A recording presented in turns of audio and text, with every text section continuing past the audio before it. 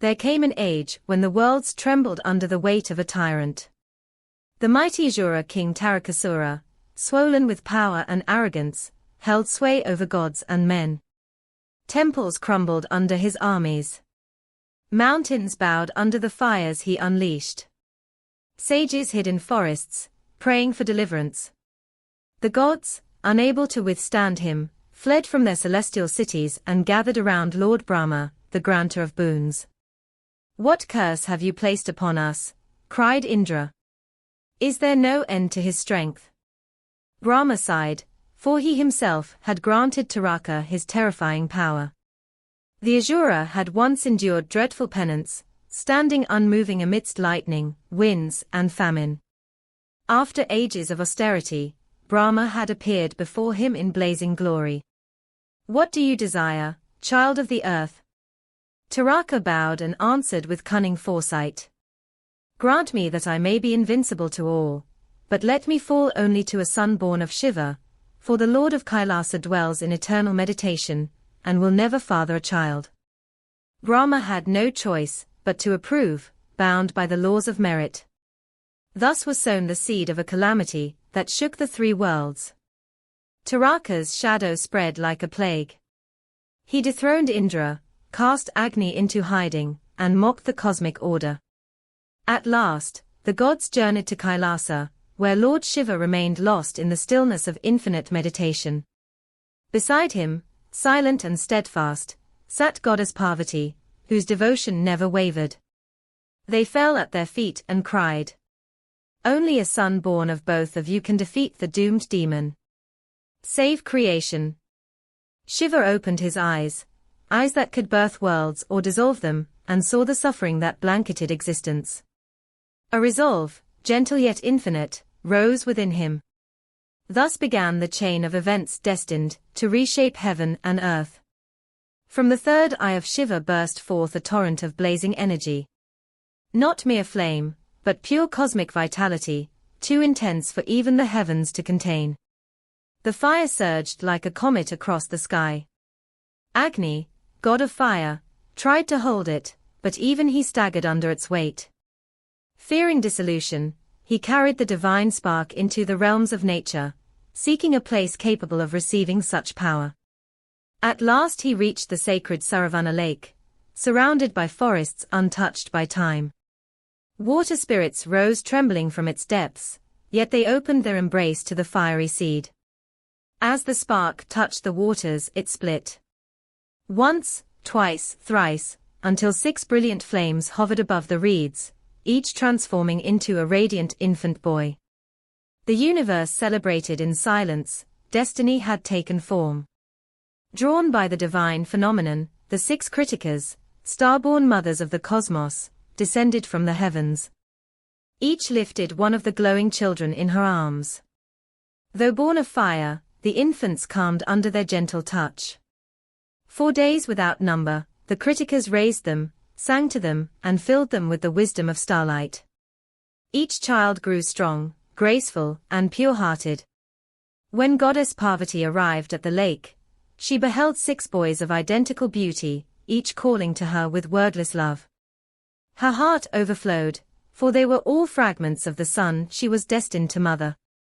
In an act of supreme divine power, she gathered them into her arms. And the 6 bodies merged into one. The 6 minds wove into unity. The 6 hearts became a single rhythm. Thus arose a magnificent child with 6 faces, an untold radiance. Shiva named him Skanda. The Krittikās named him Kārttikeya. The sages called him Guha, the secret one. To the world, he became Murugan, the eternally youthful. Karthikeya's upbringing was the work of the entire cosmos. From Shiva, he learned the stillness that precedes thunder. From Pārvatī, he absorbed compassion as deep as the ocean. From Indra, he gained mastery of celestial warfare. From Brahmā, he received knowledge of creation's rhythms. From Vishnu, he learned strategy, patience, and unshakable righteousness. His mount, the mighty peacock Pārvatī, hatched from the egg of a celestial bird slain by his radiant birth fire, served as his loyal companion. Armed with the sacred vel, a spear forged from Pārvātī's own Shakti, he stood tall as a warrior whose purpose was carved into the bones of fate. Soon, news of him spread throughout the heavens. A child of incredible light has arisen. A warrior destined to end Tārakāsura's reign. Tāraka, hearing of the boy's birth, laughed in scorn. Let him come. I gained my power through ages of fire and sacrifice. No child of gods will unseat me.